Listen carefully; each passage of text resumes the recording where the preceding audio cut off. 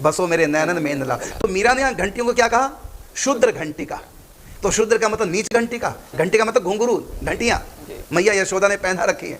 तो वहां पर जो है मीरा ने शूद्र शब्द का प्रयोग किया, तो वहां शूद्र का अर्थ नीच घंटियां हैं, नीच घुंघरू नहीं, उसका अर्थ है छोटा छोटा छोटा जी। तो सबसे बड़ा कौन है? तो बड़ा भाई हमारा ब्राह्मण, और छोटा भाई हमारा शूद्र भाई है ना। वो ब्राह्मण और दो बीच वाले हैं, क्षत्रिय और वैश्य जी। तो हम बड़ा छोटा भाई तो कहते हैं हमारे छोटे भाई हैं, और छोटे भाई का जितना ध्यान रखना चाहिए उतना बड़े के रखने की जरूरत नहीं है। छोटे भाई का ज़्यादा ध्यान रखना चाहिए, और प्यार छोटे भाई को ज़्यादा मिलता है। पुरुष सूक्त में इसलिए तो कहना चाहिए पद्भ्यागुम शुद्रो अजायत, बिल्कुल ठाकुर जी के चरणों से, चरणों से। इसलिए हम लोग जब भी किसी के पास जाते हैं सबसे ज्यादा सम्मान किसका करते हैं? उनके चरणों का करते हैं। अर्थात चरणों में सिर रखेंगे, चरणों की पूजा करेंगे, चरण रज लेंगे, चरणों का स्पर्श करेंगे। तो शूद्र जाति कहां से भगवान ने पैदा की है? तो चरणों से। शूद्र का मतलब यहाँ व्यक्ति से नहीं है, जाति से, हाँ, एक विभाग से। हाँ, तो ये जो है कि चतुर्वर्ण्य माया सृष्टा गुण कर्म विभाग सा, गीता में कहा गुण कर्मों के अनुसार मैंने अलग अलग ड्यूटियां, अलग अलग 4 विभाग कर दिए। कैसे किए? गुण और कर्म के अनुसार। तो जैसे जिसके कर्म है, जैसे जिसके गुण है, उसको उसी विभाग में भगवान पैदा कर देते हैं पूर्व जन्म में। किसी में सेवा भावना अधिक है जी, है ना, और सेवा भावना अधिक है और अभिमान नहीं है, झुक कर रहता है, सेवा करता है, सेवा में उसको अच्छा लगता है, छोटा बन के ये सेवा होती है। इसलिए कहा ना, कोई भी व्यक्ति हो, गुरु पद पंकज सेवा, तीसरी भक्ति अमान। अमान का मतलब छोटा बनना, अमान करता है अभिमान को त्याग। बड़ा बनने का मतलब अभिमान का अपने आप को बड़ा मानना, एक अपने आप को छोटा। तो अपने आप को छोटा मानने का मतलब अभिमान मत करो, छोटा बन के रहो। पंजाबी में एक भजन भी है ना, नीवा होके चल नीमियानु रब मिलदा, मतलब छोटा बन के झुक करके थोड़ा चलो। तो यहाँ पर जो है जिनके अंदर दीनता अधिक होती है, निराभिमान अधिक होता है, निराभिमानता है और सेवा भाव है, क्योंकि सबसे सरल उपासना भगवान को रिझाने के लिए छोटा बन करके सेवक बने। इसलिए वेद व्यास ने कहा धन्य है शूद्र। शूद्र को तीनों को धन्य कहा, शूद्र को, नारी को और कलयुग को। कहा कलयुग को आपने धन्य क्यों कहा? इसलिए कहा कि कलयुग में और साधना करने की आवश्यकता नहीं, केवल नाम जब से उद्धार हो गए, छूटा कलयुग में, धन्य है फिर कलयुग। ज्यादा ध्यान योग नहीं करना पड़ता, नाम जब से कल्याण। और धन्य है नारी का, नारी को धन्य क्यों कहा? इसलिए कहा कि वो पति में परमेश्वर की आराधना करे और इतने से उसका कल्याण है। फिर कहा धन्य धन्य शूद्र, कहता वो शूद्र भले भक्ति पूजा पाठ कुछ भी ना करे, उसके पास समय नहीं, सेवा से कोई नहीं, सेवा करता रहे, मंदिर में बस ध्वजा को देखकर ही दूर से प्रणाम कर लो, अंदर जाके पूजा करने की जो महिमा वो केवल उसको बाहर से मिल जाती है प्रणाम करने मात्र से। इसलिए धन्य है शूद्र। जितनी जल्दी शूद्र भगवत प्राप्ति कर सकता है उतनी जल्दी कोई दूसरा नहीं कर सकता। विशेष छूट दे रखी। क्यों छूट दे रखी? शूद्र का मतलब है सेवक। अब वो सेवा के बहुत काम करता है। कितने काम सेवा के हैं? जितने भी हमारे लघु उद्योग हैं सब शूद्रों की रिजर्वेशन है, जी जी महाशय, है ना। जैसे को घड़े बनाना है, बाल काटना है, सफाई कर्मचारी, ये सब जो है ये शूद्र के कर्म है। तो अब ये हमेशा तो सेवा के कर्म, चमड़े का काम कर रहे हैं, अब हमेशा सेवा के काम करें। कब कब नहाएंगे ये? जी जी। ब्राह्मण तो चलो सुबह नहा लिया, दिन भर हो पवित्र है, करे पूजा दिन भर, लेकिन शूद्र तो चमड़े काम कर रहे हैं, कोई सफाई का काम कर रहा है। तो ऐसी स्थिति में लघु उद्योग जो कर रहे हैं, इस तरह के काम कर रहे हैं, तो वो कितनी बार नहाएंगे? हमेशा तो वही काम कर रहे हैं। तो उनके लिए कहा फिर तुमको मंदिरों में जाने की आवश्यकता नहीं, लेकिन तुमको मंदिरों का फल कैसे मिलेगा? बस दूर से ध्वजा को देख के प्रणाम करो। ये इसका मतलब नहीं वो कि वो नीच है इसलिए मंदिर में नहीं जा सकते, नहीं, इसलिए कि बेचारे बार बार कैसे नहाएंगे।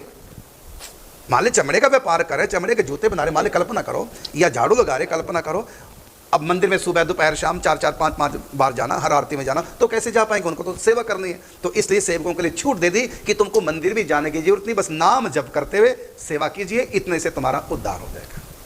बस सेवा में सेवा की भावना रखिए, अमानी बन करके। और ब्राह्मणों के लिए फिर विशेष कहा कि सेवा नहीं बल्कि पवित्रता का ध्यान रखते हुए तुम सेवा नहीं करोगे। कारण क्या? क्योंकि तुमको सेवा आराधना करनी, विशेष भगवान की पूजा उपासना, ग्रंथों का ध्यान, विद्यार्जन करना, फिर लोगों को बांटना, ये काम पवित्र होकर किए जाते हैं। इसलिए तुम लोग सेवा नहीं करोगे। तुम लोग तो तपस्या करो, जप करो, अध्ययन करो।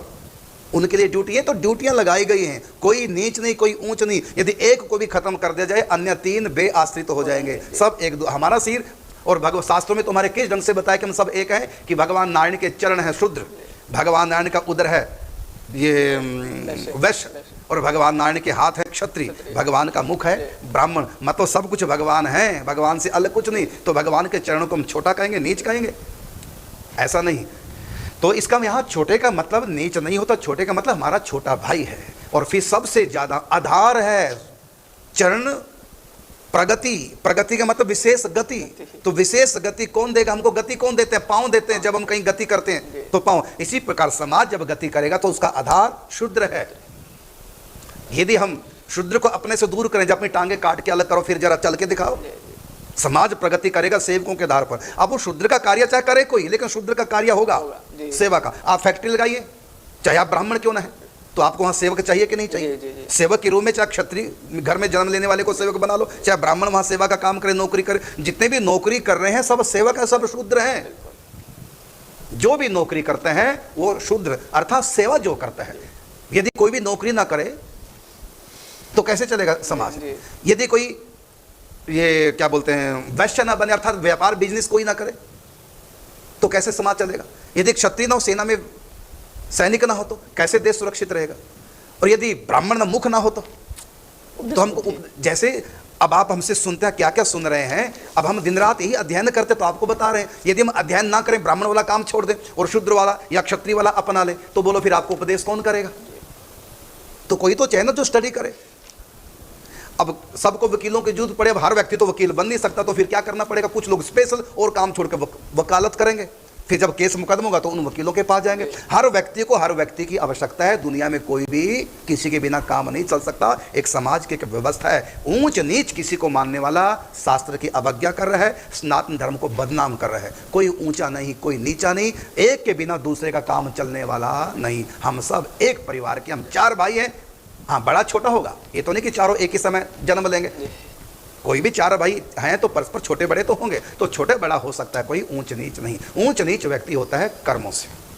तो जो मैं बात बता रहा था कि वैदिक मेन बात थी कि वैदिक मंत्रों में जो पावर होते हैं उसके लिए कहा उसमें शुद्धता की विशेष आवश्यकता है। वैदिक मंत्रों में यदि हम शुद्धता का ध्यान नहीं रखेंगे तो हम वो मंत्र रिएक्शन कर जाएंगे। इसलिए कहा कि ब्राह्मण जपें।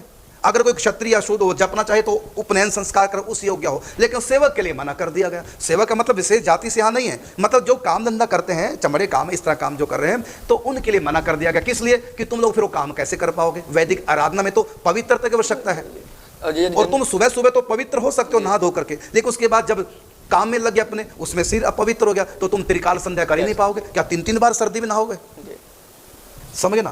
इसलिए ब्राह्मण तो पवित्र होगा, एक बार नहाने से रात तक पवित्र है, क्योंकि वो काम ऐसा नहीं कर रहा, काम अध्ययन का, पूजन पाठ का कर रहा है, तप कर रहा है, तो इसलिए तो एक बार नहा लेगा। लेकिन शूद्र त्रिकाल संध्या जिसको बताई जाए उपनयन संस्कार के नियम, तो 3-3 बार सर्दी में नहाएगा तो वैसे जुकाम सर्दी से मर जाएगा। इसलिए उसको कहा कि तुमको आवश्यकता नहीं उपनयन संस्कार की, बस तुम तो सेवा करो। फिर पूजा कैसे करें? का 3-3 बार कैसे नहाओगे? इसलिए मंदिर में ऊपर पताका है, मंदिर के अंदर जाने की आवश्यकता नहीं, बस वहीं से प्रणाम कर लो, तुम्हारे लिए छूट कर दी गई है, क्योंकि तुम सेवा धर्म निभा रहे हो, जो कि बहुत ऊंचा धर्म है, तुम्हारे बिना काम कैसे चलेगा, इसलिए मना कर दिया गया। बाकी इसलिए नहीं कि तुम लोग नीच हो इसलिए मंदिर नहीं जा सकते, ऐसा नहीं है, ये एक व्यवस्था है।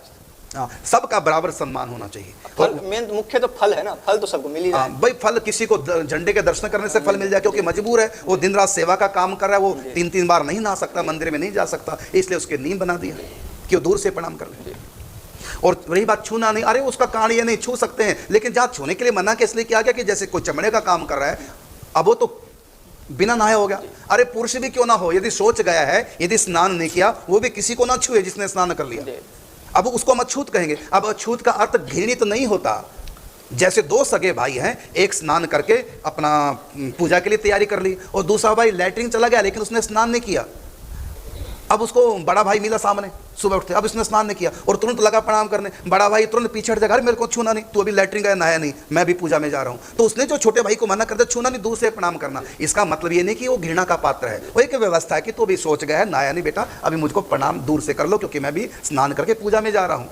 तो इसलिए जो हमारे कहीं कहीं जो लिखा हुआ है कि छूना नहीं, वो इसलिए नहीं कि वो बुरा व्यक्ति है, वो नीच है, कोई ऐसा नहीं है, इसलिए कि उसका धर्म सेवा का धर्म है। वो अभी स्नान नहीं किए हैं, वो दिन भर चमड़े का काम कर रहे हैं, या झाड़ू लगा रहे हैं, या कोई भी, या बाल काटने का काम कर रहे हैं। तो क्योंकि बाल काटेंगे तो उसके बाद हमारे शास्त्रों में लिखा कि व्यक्ति अपवित्र हो जाता है जब तक स्नान ना करे।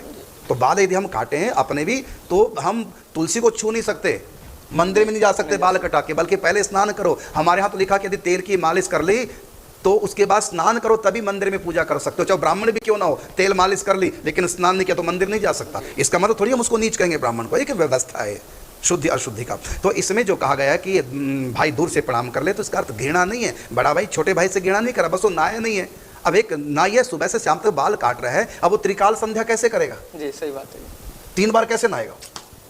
हाँ, ब्राह्मण सुबह सुबह बाल काट लिए, अपवित्र हो गया, तुरंत स्नान करेगा, शाम तक पूजा करे। लेकिन जो नाई की दुकान पे सुबह शाम तक बाल काट रहा है वो त्रिकाल संध्या कर ही नहीं पाएगा। इसलिए उसके लिए कह दिया तुमको उपनयन संस्कार की आवश्यकता नहीं है, तुमको वैदिक उपासना करने की आवश्यकता नहीं। रही बात कल्याण कैसे होगा, तो भगवान शंकर ने करुणा करके जो आगम शास्त्र दे दिया उसके अनुसार मंत्र जाप कर, और यही कर्म करते रहो। गीता में कह दिया सो कर्मणातम अव्यर्च सिद्धिं विन्दति मानवः। इसी कर्म से तुमको भगवत प्राप्ति हो जाएगी, इसी से भगवत प्राप्ति।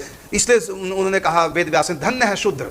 शूद्र को धन्य क्यों कहा, कि भगवत प्राप्ति उसको आसानी से हो जाएगी, उसको 3-3 बार स्नान करने की आवश्यकता नहीं पड़ेगी, उसको मंदिर में भी जाने की आवश्यकता नहीं। नाम जप करते गुरु कृपा प्राप्त कर ले, नाम जप करते सेवा कार्य करे, और रास्ते मंदिर पड़े तो स्पेशल प्रणाम करे, और प्रतिदिन मंदिर जाए लेकिन झंडे को प्रणाम करके वापस आ जाए, अंदर जाने की आवश्यकता नहीं। बाकी वो नीच है इसलिए अंदर जाने देंगे, ये अपराध है, सोचना भी अपराध है, ये शास्त्र की अवज्ञा। हम सब 4 भाई हैं, कोई छोटा भाई कोई बड़ा भाई, और सब मिल के रहें, एक रहें, और एक दूसरे के सब काम आए। और कोई भी घृणित नहीं है, कोई भी व्यक्ति कर्मों से घृणित होता है, कर्मों से व्यक्ति ऊंच नीच बनता है, जन्म से कोई ऊंच नीच नहीं। हमारे यहाँ गोरा कुम्हार को अपना गुरु बनाया, और केवल कुम्हार को ब्राह्मणों ने अपना गुरु बनाया, रविदास को ब्राह्मणों ने अपना गुरु बनाया।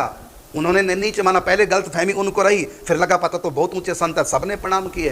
तो इसलिए कर्मों से व्यक्ति ऊंच और नीच होता है, जन्म से नहीं। ब्राह्मण घर में जन्म लेने वाला रावण को भी कई जगह नीच कह दिया, जन्म से नहीं कर्म से। जी।